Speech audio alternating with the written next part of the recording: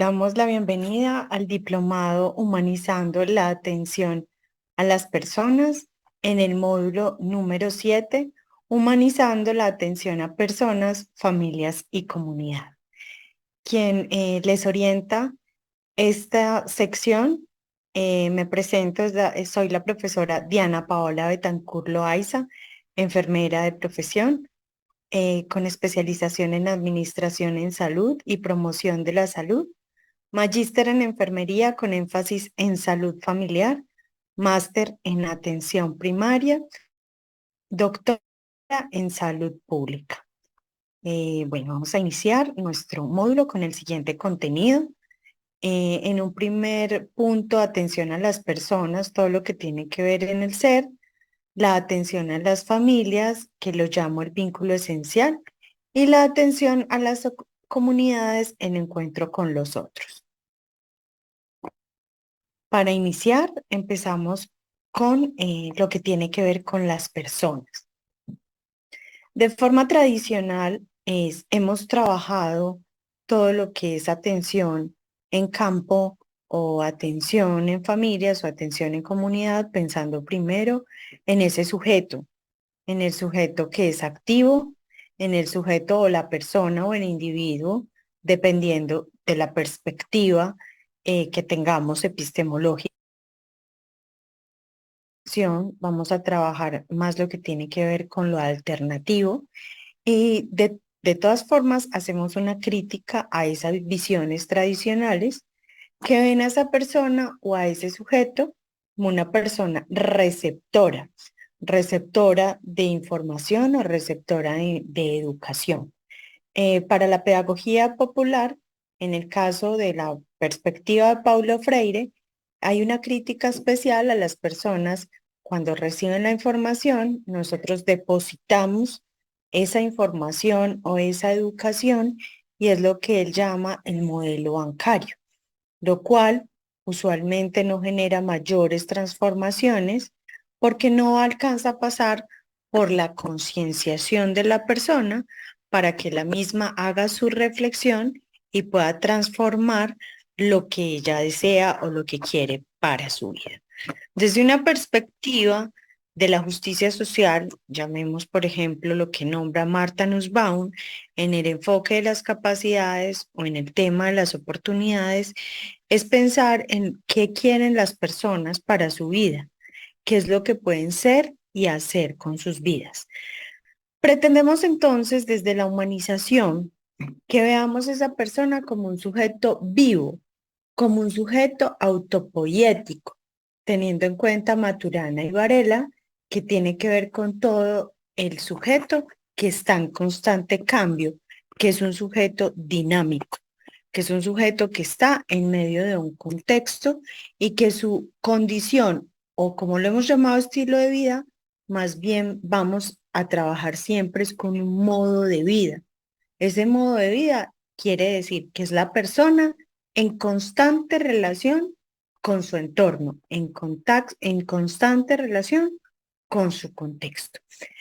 Esto entonces nos permite superar la victimización o la revictimización cuando siempre estamos pensando en esa persona desde un sujeto o más bien un objeto que incluso para nuestras investigaciones siempre lo hemos llamado población objeto y más bien cómo humanizamos ese ser sentipensante como esa población sujeto con la que yo puedo estar siempre en constante interacción, pero también en constante dinamismo, teniendo en cuenta que la salud no es un proceso estático, sino un proceso dinámico.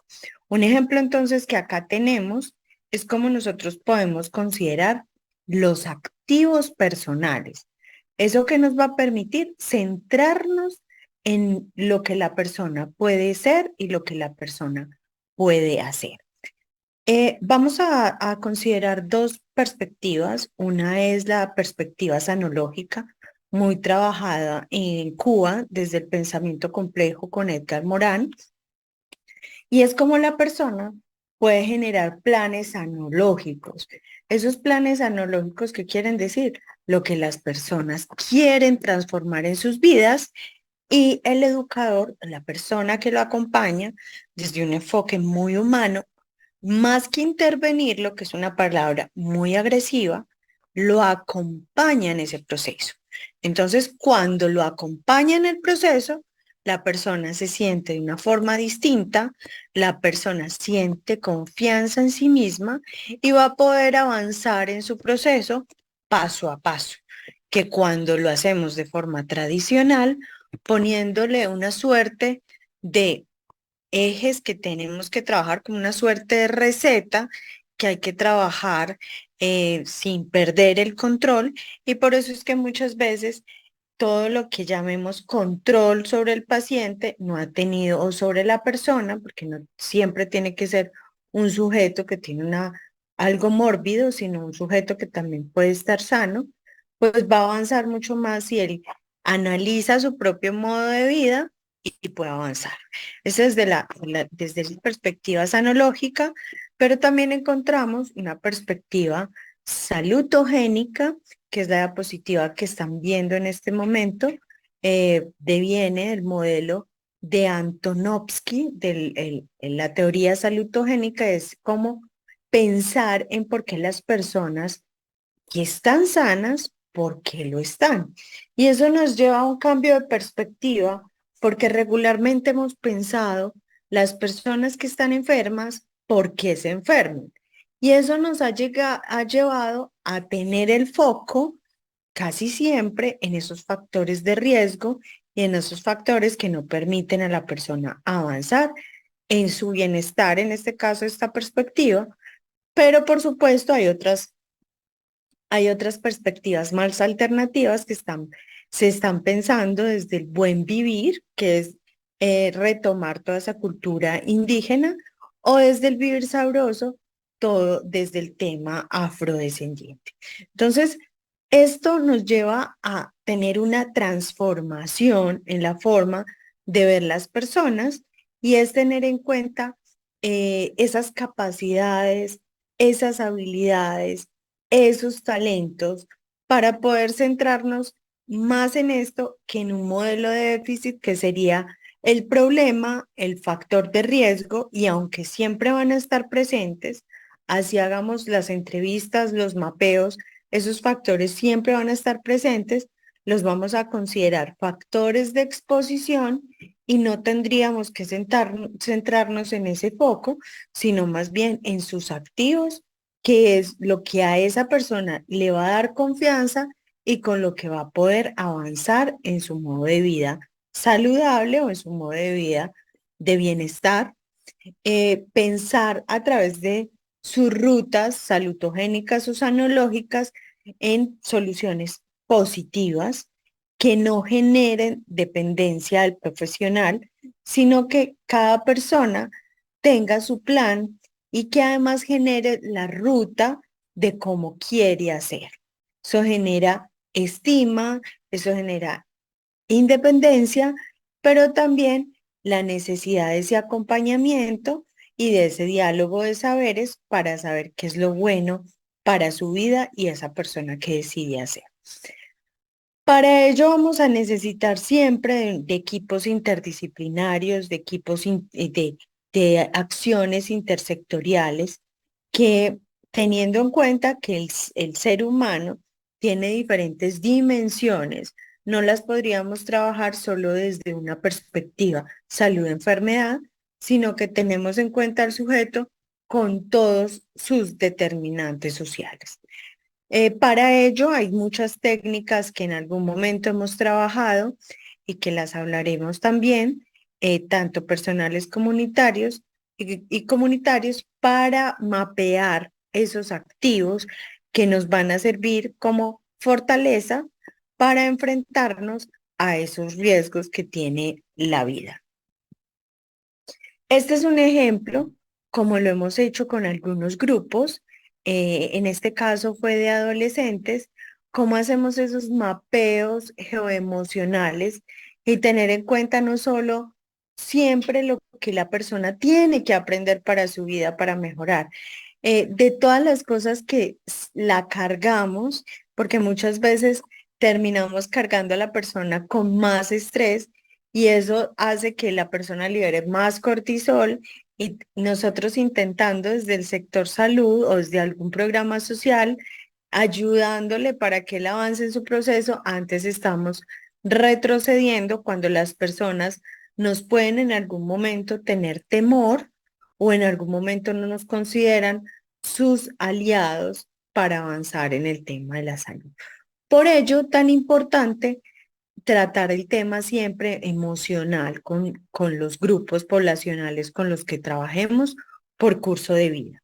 Entonces acá, volviendo a esa mirada humanística, pues no nos podemos escapar de las emociones. Y acá hay que tener en cuenta las emociones, no solo de la persona que está ávida de ese proceso educativo, sino del educador. Entonces acá, educador educando en un proceso, ponen sobre la mesa sus emociones para, como ser humanos, comprenderse y avanzar en el proceso que necesitamos. Entonces, en este paso, esto lo hicimos a través de las memofichas, reconocimos las emociones en los contextos sociales, lo que permitió tener una fortaleza o detectar un factor de exposición en las redes de apoyo y sobre todo centrarnos en lo que eran los activos para la salud. En algunos, dependiendo de la perspectiva teórica, por eso es muy importante para todo lo que hagamos tener esa perspectiva teórica, a quién estamos siguiendo en su norte epistemológico para considerar cómo serían las rutas. Lo hemos hecho en diferentes proyectos de múltiples formas. Yo les decía, están las rutas analógicas, las rutas salutogénicas, pero vamos también a hablar de una mirada cultural que lo van a ver a profundidad en otro módulo, pero que acá lo traigo a colación porque es otra manera de avanzar con las personas y es el plan de decisiones y acciones. Realmente, ¿qué es lo que quiere esa persona? Entonces, hay varias cosas. Por lo general, estamos acostumbrados a reestructurar. Porque siempre que alguien llega a orientación con nosotros desde cualquier programa de promoción de la salud o de prevención de la enfermedad, siempre estamos buscando el foco para transformar y para cambiar, porque el otro lo tiene que hacer sin ninguna otra consideración. Es que definitivamente tiene un modo de vida que no es sano y dentro de ese modo de vida hay que retomar acciones para cambiarlas. Y ese es el punto siempre de partida de nosotros como profesionales de la salud. Pero acá no, acá es diferente. Acá pensamos que el foco es la cultura, el pensamiento desde esas tradiciones culturales que tiene la persona y traemos unas miradas distintas. Entonces vamos a tener tres consideraciones centrales, que es lo que la persona puede conservar, y ahí retomamos algo muy importante de los activos, y es no entremos por lo que tienen que cambiar, entremos por lo que está haciendo bien de todo lo que hace en el día a día, que es esa vida cotidiana que habla Agnes Heller, la vida cotidiana. En ese marco hay muchas cosas que nosotros hacemos y alguna cosa en ese proceso dialógico, en el diálogo de saberes, tiene que haber algo que la persona realmente sí pueda conservar. Y por ahí vamos a iniciar. ¿Qué está haciendo bien que lo podemos tener presente como punto de partida y de confianza para que la persona pueda avanzar en sus otras cosas? Hay un segundo momento que es muy bonito y es donde creo, según la experiencia, llevo 20 años trabajando en comunidad y en comunidad algo que es muy valorado es el proceso de negociación. Es cuando no impongo en el otro qué es lo que tiene que hacer. Cuando yo estoy arriba y él está abajo, él se siente inferior. Acá no. Acá hay una perspectiva horizontal donde entre humanos y en ese proceso sensible de que el otro también tiene dificultades para transformar, que el otro tiene dificultades para hacer sus cambios, para avanzar y modificar su estilo de vida, entonces vamos a hacer un proceso de negociación. Y no vamos a poner siempre esas metas tan difíciles de llevar a cabo porque no es fácil. Siempre les decimos con los equipos con los que trabajamos, es muy fácil cuando consideramos una visión homogenizante porque no tenemos en cuenta la personalidad o ese mundo, el mundo complejo de cada persona, el mundo de Juan, el mundo de Lola, el mundo de Felipe. Entonces no es bajar de internet una ruta o un plan y entregársela a todos, porque ahí no estamos considerando el sujeto como lo principal, y es que el sujeto es el foco principal. Estamos considerando el objeto, que yo bajo el plan que quiero y el otro tiene que llevarlo a cabo a rajatabla. Y ese no es un modelo de negociación.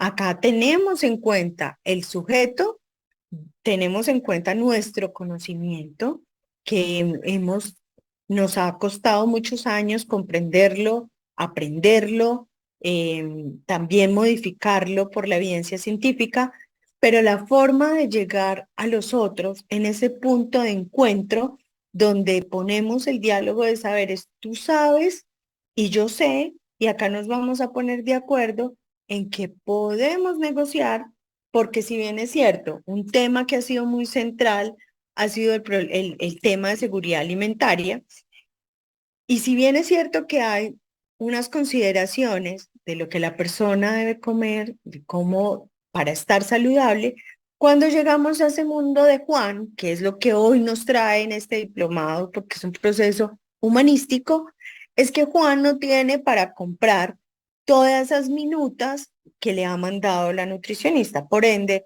Juan, Lola, Felipe o Pedro viven en mundos diferentes y tenemos que negociar ese proceso de lo que puede ser y hacer en su vida cotidiana, que puede ser muy diferente, incluso viviendo en el mismo barrio y viviendo en el mismo contexto. Por tanto, esas perspectivas homogenizantes no nos van a ayudar en este proceso. Entonces, el proceso de negociación va a ser el grueso de este plan de decisiones y acciones. Y lo que vemos más chiquito, que pensábamos antes que era lo más importante, que era el proceso de reestructuración, se va a algo muy mínimo. Entonces, yo puedo negociar, casi el 70% de las cosas las podemos negociar, podemos conservar algunas cosas que están bien y la reorientación es un porcentaje muy chiquitico, porque la mayoría la podemos negociar. Podemos considerar un porcentaje de un 1%, 2% de todo ese plan de decisiones en que sí hay que cambiarlo. Por ejemplo, el uso de antibióticos. Y todo, y así pensando en que en el uso indiscriminado de antibióticos se pueda reestructurar, incluso pueda ser parte también de la negociación, porque podemos negociar esas personas que viven en familias y en comunidades cuáles son sus creencias para que podamos reemplazar ese deseo continuo de estar, de tener un apego, una dependencia a las terapias medicamentosas, cuando ni siquiera son necesarias. Hay experiencias de trabajo con personas, no solo en las familias, directamente en las visitas, sino en los entornos escolares. Es muy importante saber, cada curso de vida es diferente. En este caso, la relación entre pares con adolescentes es fundamental.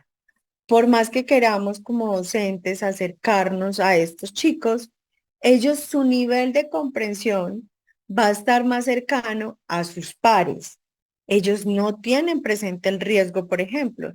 Entonces tendremos que trabajar unas técnicas especiales para poder llegar a esa sensibilidad del adolescente cuando está en un momento en que muy pocas cosas de riesgo les van a importar. Entonces, esta es una experiencia, un proyecto de entornos escolares que trabajamos todo el tema de habilidades socioemocionales desde una perspectiva crítica y sanológica. Esto ha permitido fortalecer la promoción de la salud desde la vida. Antes estos proyectos se llamaban, en nuestro contexto, Escuela Promotora de Salud, un poquito más acartonado. Por eso llamamos ese entorno es flexible y los entornos pueden ser muchísimos para trabajar. Y en esos entornos están las personas, ahí es donde están las personas. El escolar, por supuesto, pero además modificar esa, por lo menos tener esa pelea lingüística de lo que ha sido el proceso salud-enfermedad y no trabajar solo para la salud, sino trabajar para la vida. Y en esa vida que es más compleja nos vamos a acercar a muchas dimensiones de la vida humana que muchas veces no comprendemos del adolescente y que creemos que citando a los padres de familia vamos a tener solución cuando nosotros sabemos que para los adolescentes, para un grueso de los adolescentes, y es la experiencia que tenemos, su principal red de apoyo van a ser los amigos o las amigas. Hemos tenido experiencias de trabajo con personas en situación de discapacidad, en situación de calle, pero también están las personas que tienen una experiencia de vida en trabajo sexual y hemos trabajado sus activos.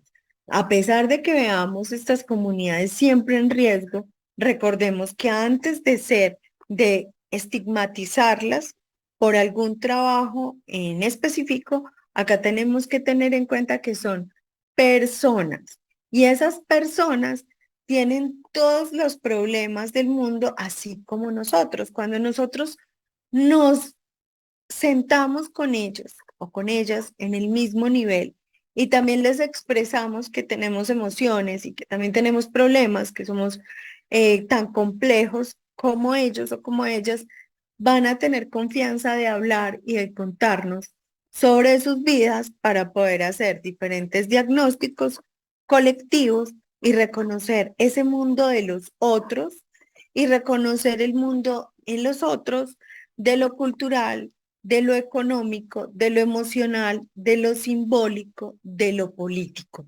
porque nadie se va a escapar de estas dimensiones. A través de algunas técnicas como estas que les acabo de decir, de los mapeos emocionales, la misma dinámica nos va a permitir explorar cosas que de pronto en la entrevista, que aunque valiosas, estas nos permiten visualmente tener un mejor acercamiento a sus activos.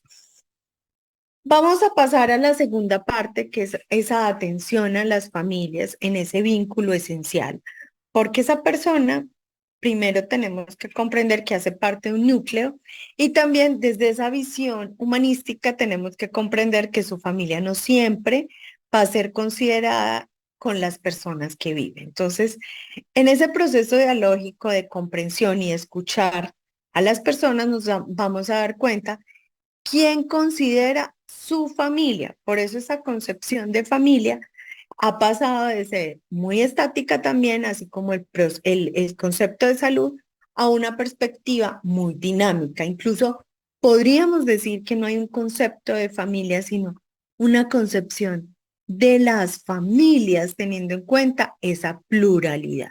Entonces, las dinámicas de las familias en la actualidad es que enuncian y nombran múltiples caminos, formas de configuración, porque en este momento de la vida tenemos sí o sí que tener en cuenta sus realidades sociales, culturales, políticas, legales y cómo transitan opciones que también son tradicionales, emergentes, pero también alternativas.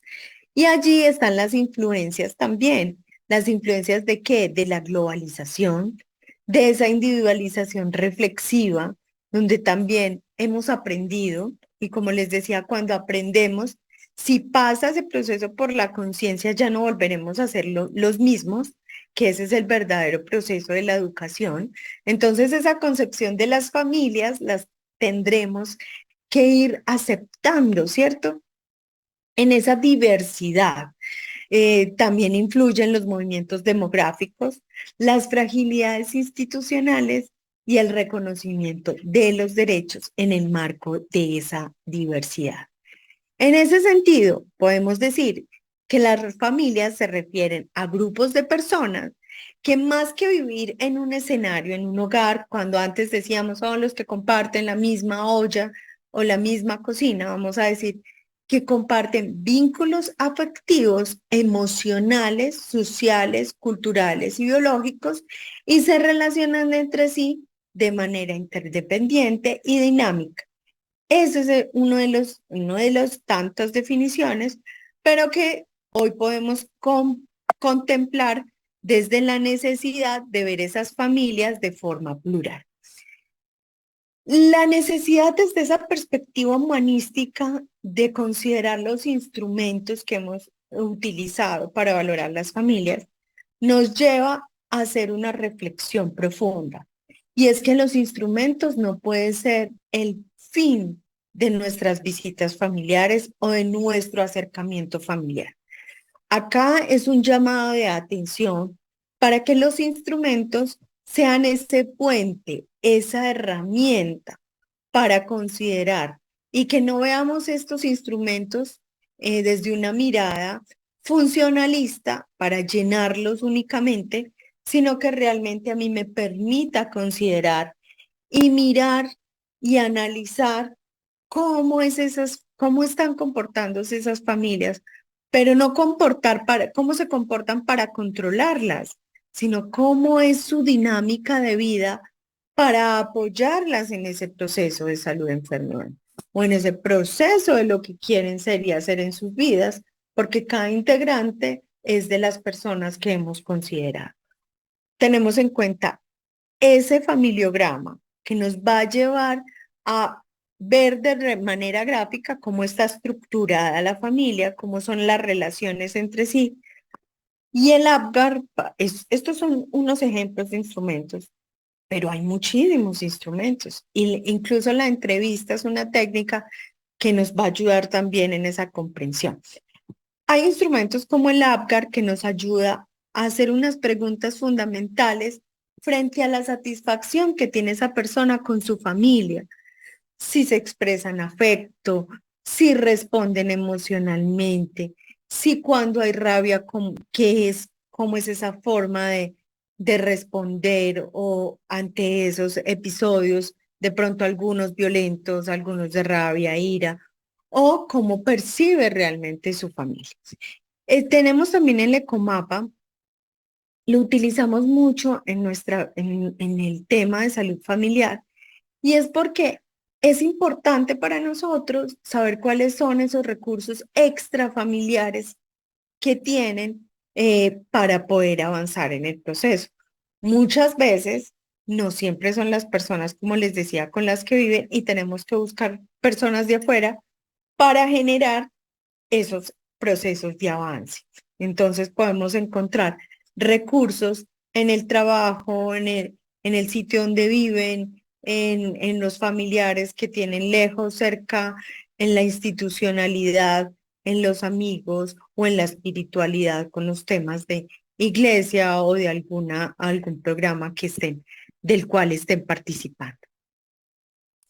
Hemos llamado desde un enfoque humanístico la visita familiar desde un enfoque comprensivo. Regularmente se estaba trabajando desde una mirada instrumental y tradicional. Llego a la familia, aplico unos instrumentos, les dejo listado lo que tiene que hacer y se acabó. Esta visita desde el enfoque comprensivo nos lleva a pensar que el ser humano es importante en este proceso y que el profesional debe ampliar sus conexiones y relaciones con la comunidad e interactuar en una dinámica constante. Entonces no es solamente la visita por la visita o por cumplir, sino que realmente yo voy generando unos lazos con esas familias.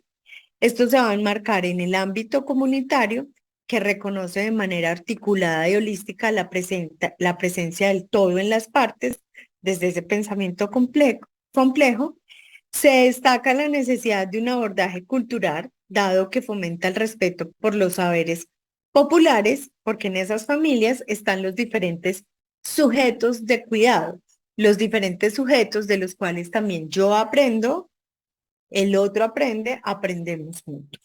Hay una creación en ese proceso de un espacio de intercambio con esas personas para potenciar el manejo, sobre todo de su modo de vida. Hay una perspectiva también trabajada que son los determinantes sociales y es cómo es esa relación de la familia con todo ese contexto. Las personas muchas veces no pueden tener las oportunidades de elegir dónde nacen ni elegir dónde viven. Entonces, no podemos soslayarnos de los determinantes sociales que son esas características de las familias, las características sociodemográficas que son importantes. La interpretación y el arraigo que las familias dan a su condición de vida o a su modo de vida y a su historia fundamentan la influencia de los determinantes sociales. Es simplemente comprender sus contextos, sus realidades, sus historias, trayectorias, oportunidades de cambio y emprendimiento de cada una de las familias para poder lograr un acercamiento en lo que quieren cambiar o transformar. No nos podemos, como les decía, no nos podemos soslayar de esos contextos. Las personas muchas veces van a la consulta, pero no sabemos lo mínimo, que es que hasta qué grado estudiaron, en dónde viven. Muchas veces no sabemos las personas, les mandamos algunos medicamentos y las personas no saben leer ni escribir. Entonces no tenemos en cuenta esos factores contextuales de estas familias para poder avanzar.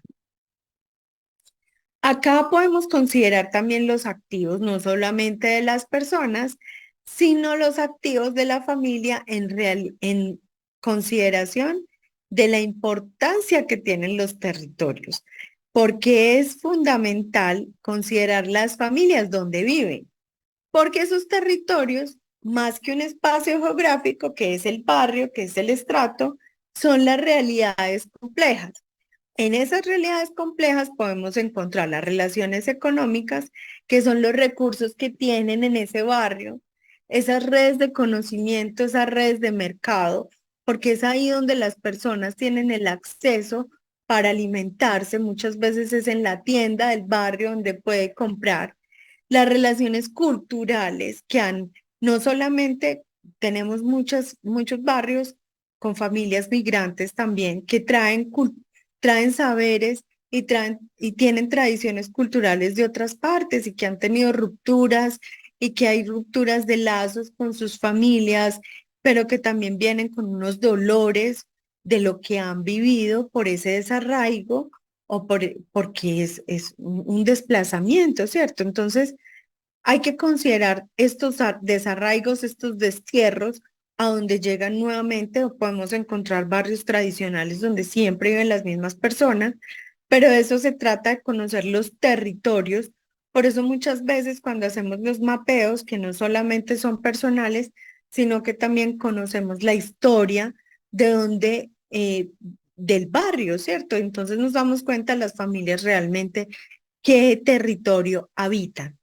Ese conocimiento compartido con los otros, porque es el tejido social, que puedan compartir esos talentos y habilidades y compartir la experiencia. Las relaciones de poder que siempre van a estar, no solamente en el barrio, en las familias, sino todo el tiempo hay relaciones de poder, hay conocimiento, liderazgo, visión, influencia, tiempo y las relaciones sociales, que es ese cuidado que se puede trabajar de forma colectiva, las redes vecinales, los servicios reales o potenciales, la voluntad para el cambio. Entonces, cuando hablamos de activos personales, podemos trabajar una parte de todo esta dimensión general, pero también las familias como núcleos son otro mundo. Esos activos que podemos encontrar en las familias pueden incluir todas estas relaciones que hemos dicho y que se dinamizan en los territorios y que requieren también una visión positiva, porque siempre estamos pensando en lo negativo. Tenemos experiencias de trabajo con familias en pregrados, en posgrados, encontramos ese desarrollo de la empatía, pero ahora trabajamos un concepto mucho más profundo de la empatía, que es la compasión. Entonces, más allá de ponernos en los zapatos del otro, es realmente yo comprender culturalmente cómo están dinamizadas estas familias, pero además acompañarnos en ese proceso con los equipos interdisciplinarios, generando esas relaciones de confianza mutua que beneficia a ambas partes. Recordemos que siempre tenemos que ponernos en ese territorio como personas ávidas también de conocimiento y de saber, para que haya realmente una perspectiva o un aprendizaje bidireccional. En la última fase que encontramos están las comunidades. No quiere decir que tengamos que trabajar en escala, personas, familias o comunidades. Todo lo podemos trabajar al tiempo, pero la atención a las comunidades es de lo más bonito que puede haber, es el encuentro con los otros en un proceso dialógico de aprendizaje, de poder compartir con diferentes sujetos, personas y mundos. Y en ese mundo tenemos que comprender que la comunidad es importante.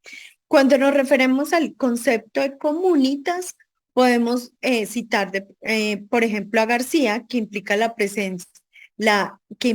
presencia de un estar juntos. Recordemos que venimos de una perspectiva que estaba eh, arraigando muchísimo, era ese individualismo. De pronto lo que habla Bauman de una sociedad líquida, del individualismo, de no me importa lo que pase con el otro, acá es volver a recogernos, a decir que lo que se comparte en la comunidad es la existencia. Aquí la comunidad no es una sustancia ni un sujeto, sino que es presencia, es estar presente, presente en comunidad, estar en común, que necesariamente involucra a los otros en comunicación, y desde esa perspectiva humana, desde los seres singulares, que aparentemente estamos separados, pero que realmente ya no lo estaríamos así porque nos unen unos vínculos. Comunidad es el escenario que se configura en ámbito de resistencia, porque también hablamos de una perspectiva crítica, de un movimiento social que se puede gestar, que hay conflictos, por supuesto, pero también hay construcción y reconstrucción de lazos en diversa índole social y cultural. El rapport es fundamental. Acá, a pesar de que hablo del encuentro con los otros en comunidad, tengamos en cuenta que cuando entramos a trabajo con las personas, con las familias, entramos por comunidad con nuestros porteros, que son las personas que nos presentan ese sitio sagrado, que nos dicen, esta comunidad su dinámica es esta, te la presento. Y tú, que eres el portero, me la presentas y yo te cuento cuáles son mis intereses, que por supuesto desde esta perspectiva humanística no es algo extractivo de ir a la comunidad y sacar la información que necesito desde mi interés particular para la academia o para la investigación, sino que mi interés realmente es recíproco, porque tú me das y yo te doy. Entonces, en ese rapport, yo entro buscando confianza con el otro, de que crean mi palabra, en un mundo que además, en un mundo que hay desconfianza, porque realmente cuando entramos a los barrios, son personas que ya les han prometido y muchas veces están saturadas de encuestas, de instrumentos, de que muchas veces extraigan la información, pero que ellos no reciban ningún beneficio. Entonces, ese estado ideal de relación entre los profesionales y las comunidades debe ser favorable, pero ¿en qué se fundamenta? En la confianza y en la cooperación mutua. Entonces, acá 4 estadios para alcanzar el rapport es la aprehensión, la exploración, la activa cooperación y la participación. Iniciar el trabajo con comunidades es complejo y difícil, sí, muchas veces, pero cuando uno logra el rapport y cuando uno hace las cosas muy bien, realmente cuando llegamos a ese punto de la confianza, la comunidad misma es la que solicita que siempre estemos presentes en esos territorios. ¿Para qué? Porque siempre estamos pensando en esa relación armónica, empática y de compasión con las personas. Hay ejemplos de metodologías participativas y lo que yo les he hablado hoy, tengo la experiencia con las tres dimensiones que no son fragmentadas, como les decía, siempre estamos trabajando en una dimensión en una perspectiva muy hermenéutica circular. Trabajamos metodologías participativas. Esa participación debe ser considerada un derecho, no es lo que yo pienso, no es lo que yo quiero hacer, sino lo que realmente la comunidad desea también para sus vidas. Tratamos de superar esa distancia entre el sujeto y el objeto de estudio, que ya lo llamamos es esa relación entre sujetos, promoviendo una relación horizontal y de aprendizaje mutuo. El verdadero compromiso implica la transformación de la realidad y reclama una teoría de la acción transformadora que no puede dejar de reconocerle un papel fundamental en el proceso de transformación. Esas metodologías participativas permiten incidir de forma favorable en los procesos de resiliencia. Hay diferentes tipos que hemos trabajado, están las técnicas cartográficas, las líneas de tiempo comunitarias, las asambleas comunitarias, los círculos de la palabra. Y esa es una de las técnicas que más hemos trabajado nosotros, y es como no vamos con unas diapositivas o con algo que yo creo que el otro necesita, sino que generamos unos espacios de comprensión y de acción, una comprensión profunda de la realidad cultural de las personas, donde son qué, procesos dialógicos de sentarnos, pero no solamente sentarnos a escuchar y hablar, sino que hay que codificar, descodificar, que esto pues para hacerlo tendríamos que estudiarlo a profundidad desde una pedagogía popular. El punto central es reflexionar sus problemas y notar que son comunes y buscar soluciones. Se considera la palabra como poder transformador y la tematización posibilita el pensar y este se orienta al actuar. En síntesis, vamos y realizamos círculos de la palabra o círculos de cultura y nosotros no llevamos preestablecidos unos temas, sino que los temas van a emerger del mismo diálogo. Dice Freire, nadie educa a nadie, nadie se educa a sí mismo. Los hombres se educan entre sí con la mediación del mundo. Esta es una experiencia cuando estuvimos en pandemia, que tuvimos que hacer los círculos virtuales. Siempre hay un espacio para la libertad de concienciación, hay un diálogo de problematizador.